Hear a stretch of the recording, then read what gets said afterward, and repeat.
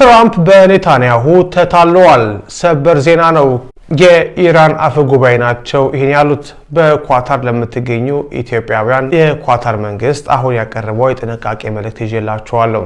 መረጃውን በአጭሩ ላቅርብላችሁ። የኢራን ምክር ቤት አፈ ጉባኤ መሐመድ ባገር የአሜሪካው ፕሬዝዳንት ዶናልድ ትራምፕ በእስራኤል ጠቅላይ ሚኒስትር ቤንያሚን ኔታንያሁ ተታለው ወደ ጦርነት መግባታቸውን ተናገሩ።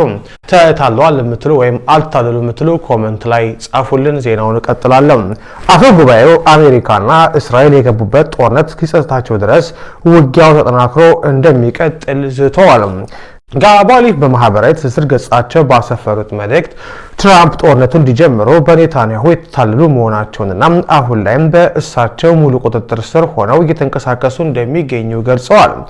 አክለውም አሜሪካና እስራኤል በጋራ በፈጸሙት ከባድ ወንጀል ምክንያት ኢራን ከአሁን በኋላ በዩናይትድ ስቴትስ እና በጽዮናዊ ስርዓት መካከል ምንም አይነት ልዩነት እንደማታደርግ በማሳሰብ የሀገሪቱን የከረረ አቋም በይፋ አንጸባርቀዋል። በሌላ በኩል ኳታር ለጥንቃቄ ሲባል ነዋሪዎችን ከተወሰኑ ቦታ እያወጣች መሆኑን አስታውቃለች። የኳታር የሀገር ውስጥ ጉዳይ ሚኒስትር በቀጠናው ያለው የጸጥታ ስጋት ተከትሎም በተወሰኑ አካባቢዎች ላይ ጊዜያዊ የነዋሪዎች ማስወጣት እርምጃ መጀመሩን ገልጸዋል። ሚኒስትሩ ይህን እርምጃ የወሰደው አደጋው ሙሉ በሙሉ እስኪያልፍ ድረስ የሕዝብን ደህንነት ለማረጋገጥ ሲባል እንደ አንድ ጊዜያዊ ጥንቃቄ ስልት መሆኑን አብራርተዋል።